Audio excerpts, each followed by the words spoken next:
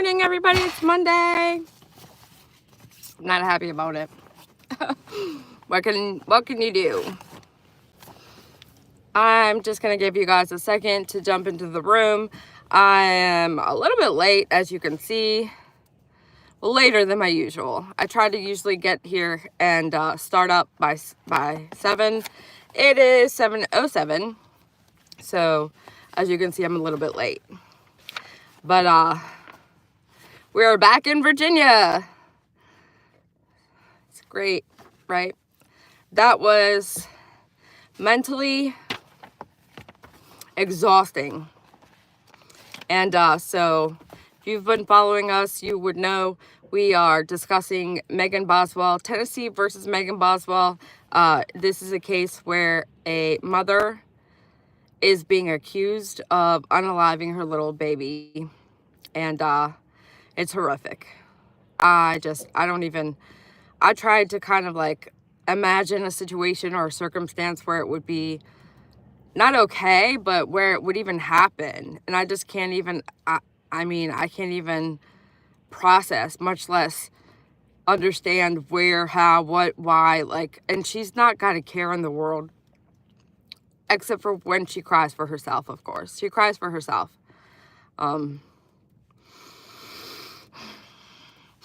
It's like just when you think you've heard all of what you can hear, it's like there's something new that comes out that's shocking.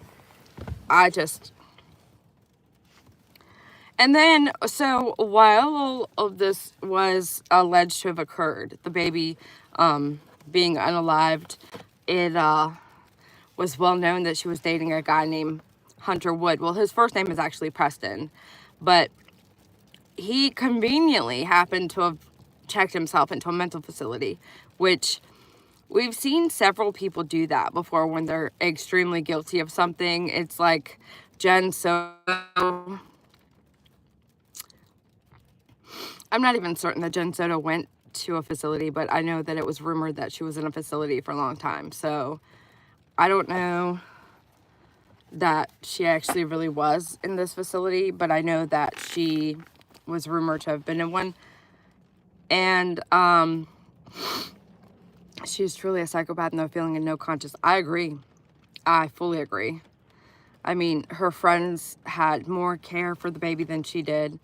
And she doesn't bat an eyelash up until it's something to do with her, or where I feel like she takes cues. She knows when it's appropriate to cry. So she'll just cry out and make a spectacle when it's like appropriate, when you could tell like the jurors are freaking out, so therefore you should probably be freaking out. But it's cold this morning. Yeah, it's cold here too. It's like I think I'm allergic to Virginia. I get back and it's like I instantly have this hoarse voice. I have this frog in my throat. It's just a great time all around. Pam, definitely prayers. You'll be fine. Everything will be okay. Whew. So I have all of my notes out in case we want to do a quick recap. I got, probably about 15-20 minutes, but I've been taking my notes. The girlfriend of the coward who unalived my brother-in-law did that, but she gave evidence at the trial that happened and helped convict him. Yeah, see? Exactly. That's why I don't know what I want to call them right now, because, everybody is innocent until proven guilty, and a lot of us as the observers don't typically take that stance, especially when we know certain things. And the stuff with her boyfriend at the time, Hunter, it was alleged that he had in fact seen the baby. Some people say that they've seen pictures of him and the baby. So the thing that I can't get past is that I can't get past the part of Megan not tattletaling on him. Like, I think that if he truly was involved and he was in fact the one that did the deed, I think she would have done saying by now. I think that would be the whole defense, in my opinion, is that he did it. But that's not the case. They're not pointing the finger that badly. I mean, I think they are But as a defense, all you have to do is prove reasonable doubt. And I think they're showing that by basically when his dad, Hunter's dad was on the witness stand, and he was, I feel like he was somewhat senile. Not senile, but like he couldn't hear good. And so he was asked questions like, have you ever been around Hunter where he's been aggressive? And he's like he didn't really, it was weird. It's like he didn't understand the question, or he just answered and didn't really actually understand or didn't hear the question. And so then the guy's asking him again, like, do you not hear me, sir? And the guy's like, what? Yeah, I hear you. So he's like, well, have you been around Hunter where he's been aggressive? And he's like, no, he doesn't do that around me. But then like, he's like, I just, and then he claimed that Hunter has schizophrenia, has been diagnosed with schizophrenia. And, he's like, one day he knows who I am and one day he doesn't know who I am. And I'm like, does that happen with schizophrenia?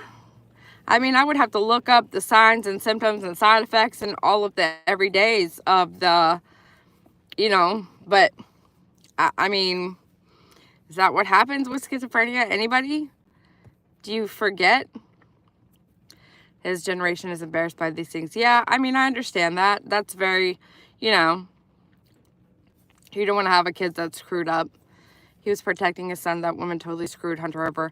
I mean, I see that, but somewhat to an extent, I think that he's had issues of his own. I mean, he's got substance abuse issues. His brother OD'd, and the family's pretty messed up. I heard they're basically entitled, like silver spoon kids. They got whatever they wanted, whether it was from their dad or from their mom. But, you know, if it was, in fact, just Megan lying to everybody and him not having any say, it's heartbreaking. I mean, that ruined his life. I feel sorry for Hunter. He also, that Hunter wasn't that way until he was accused of being a baby. Yep, that's the one thing. Hunter's dad took the stand, and the defense questioning, or I think it was just in general, the questioning was like, so how long has Hunter been mentally ill? Because, you know, he's up there claiming that Hunter has a severe mental illness to where he's had to be hospitalized, even though this happened 5 years ago, but yet he only got hospitalized as of 2 months ago. And so I guess it's possible. My experience with loved ones is hearing voices, think people are watching you putting poison in your food. Yeah, it's like a paranoia. Yeah. And so that's the question that was asked of Hunter's dad that I think really helped the defense.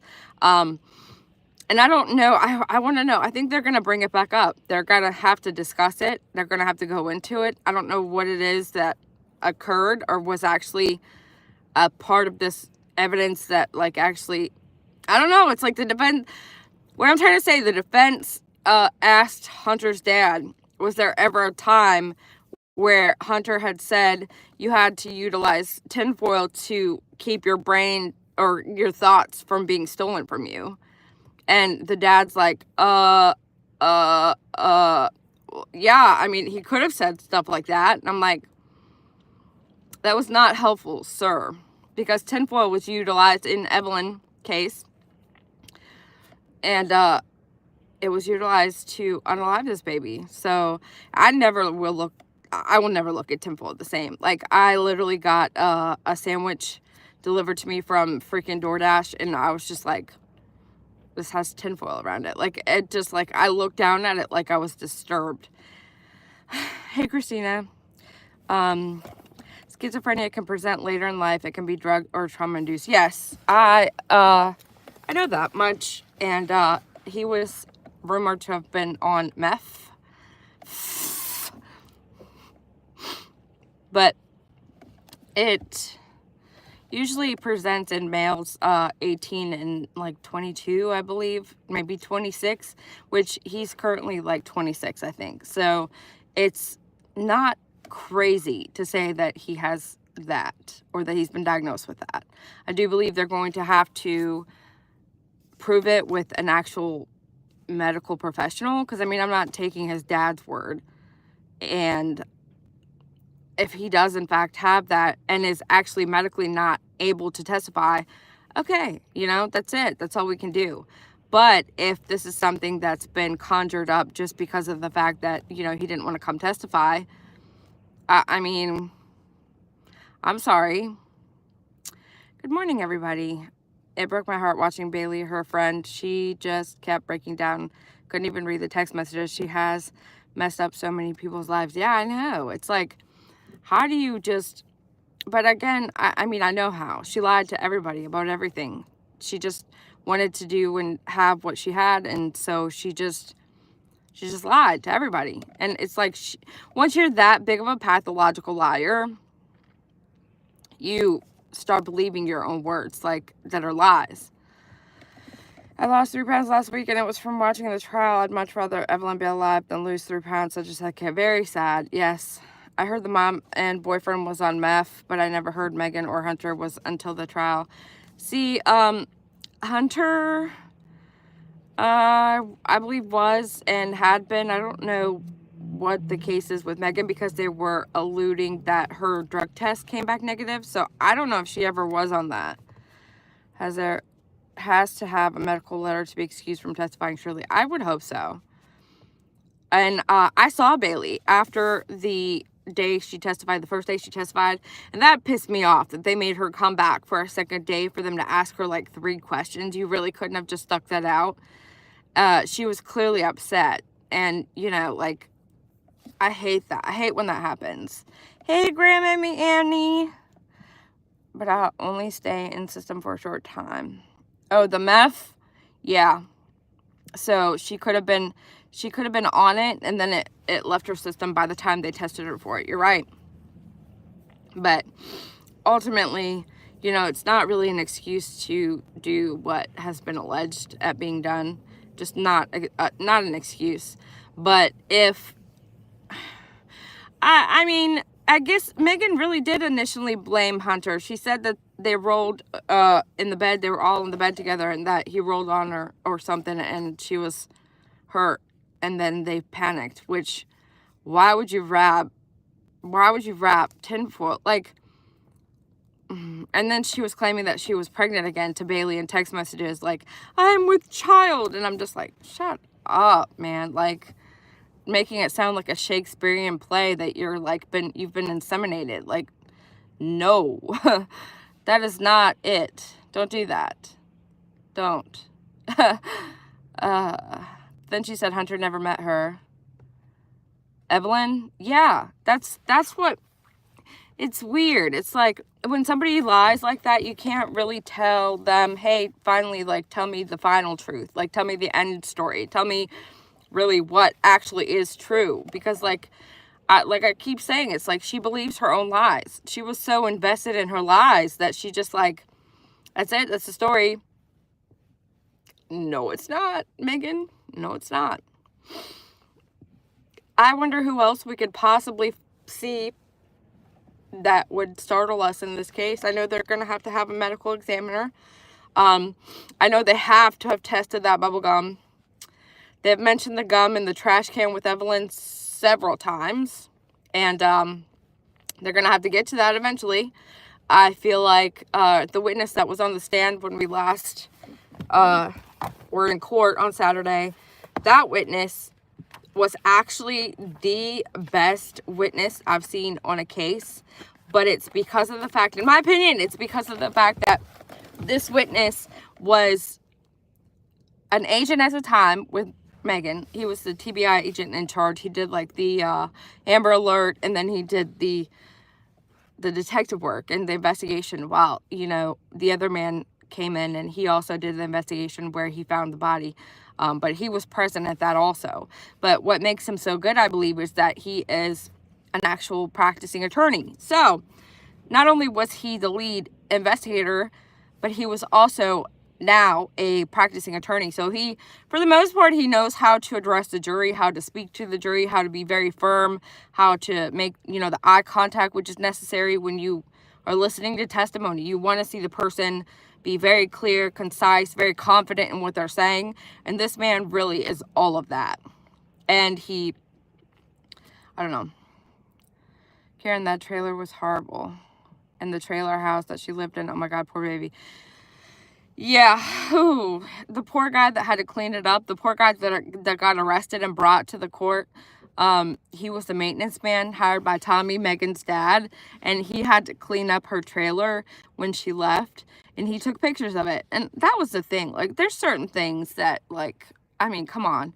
The court asked him why he took pictures or why he kept pictures or whatever, and he was like, I don't know. And I'm thinking, like, Tommy, Megan's dad, was alleged to not go to the residence again after everything happened. He claims he's not gone back in there since. So of course he sends the maintenance man, and the maintenance man is cleaning it. And I would have taken pictures just so I can go back and be like, see what I did, see what I cleaned up, look how nasty this shit was, like, so why'd you take pictures? To show the person that's paying me what it looked like and what I cleaned up. End of story. It was more interesting watching with PJ and Dolly as Dolly was coming back with details one can only get from being inside the courtroom, and PJ held it. Thank you, Helena. Thank you so much. I had a lot of fun. I actually really like doing coverage on cases, and I like to take very detailed notes. I don't know what it is about writing with an actual pen. I find enjoyment. I have a lot of different pens, so I can change colors. I don't get that much chance or ability to write anymore, and so whenever I can, I usually do. It's just a good time for me. Good morning. Who's the baby daddy? They're alluding that it's a guy named Eric Smith, I believe. I read about it. It was in one of the forums, and I think it came out a long time ago. I don't know why none of the gossip columns had picked it up as of yet, but I was shocked when the freaking prosecution came out and gave the opening statement and said, oh yeah, and Ethan's actually not even her dad. And it was just like, mic drop moment, like, oh my god, okay, so who's her dad?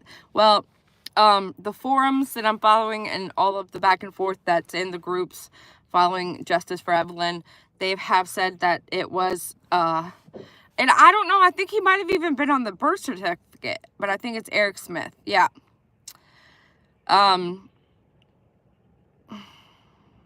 I always took pictures before and after. Exactly, because it's like you want to be able to show the person what your work was or what you came into and what you left as. Therefore, you see a before picture and an after picture. Therefore, you can compare how well you did of a job. But that's just my opinion. That garbage can got me until I saw it Saturday. I thought it was one we put by a road, not a 13-gallon. Yep, it was a 13-gallon kitchen trash can type thing. I think it was maybe Hunter, and that is why he went crazy. Just being with somebody that did something like that could still upset you. I mean, we don't know that he lost it because of that. I mean, I think there's a bunch of different situational things that could be cause for him to lose his mind. I mean,